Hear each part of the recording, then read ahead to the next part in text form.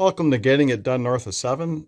This is the valve that was here, and I cut it out because the valve was leaking and it was really hard to shut off or turn on, but it was leaking.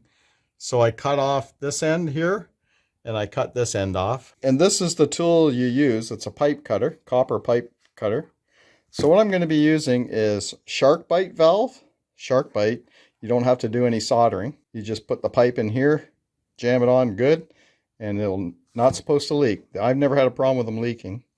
And I have another one here. This valve was a bit longer, so I got a bit of copper pipe to fill in whatever length I needed.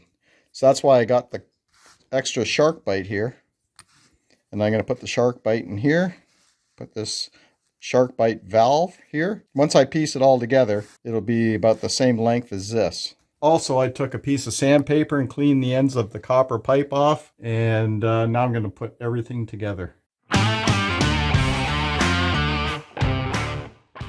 Okay, first, I'm going to put this SharkBite in on this pipe. So all you have to do is push it on, and that's it. See, I can't even pull that apart. When you buy a SharkBite valve, it'll come with this tool, and this is the tool that you would use to take it off if you needed to take it apart. So you just slip this on here, push in there like that, and it'll come apart. Okay, now we're going to take our valve and we're going to put this end into here, because this is the part where I needed a couple more inches. But if you're able to put it on your existing pipe, whatever pipe you're attaching it to, you would put it in here.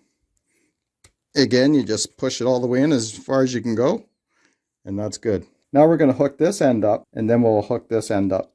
That goes towards the shutoff valve that goes outdoors. Okay, now we're going to, like I said, we're going to put this end here.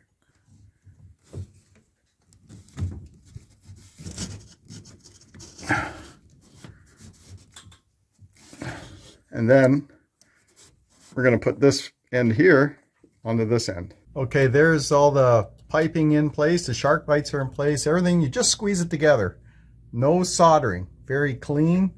And now we're going to turn the water on and we're going to test it for leaks. Okay, the water's on and there's no leak here, so it's great. And now we're just going to turn this one on. Oh, wrong way.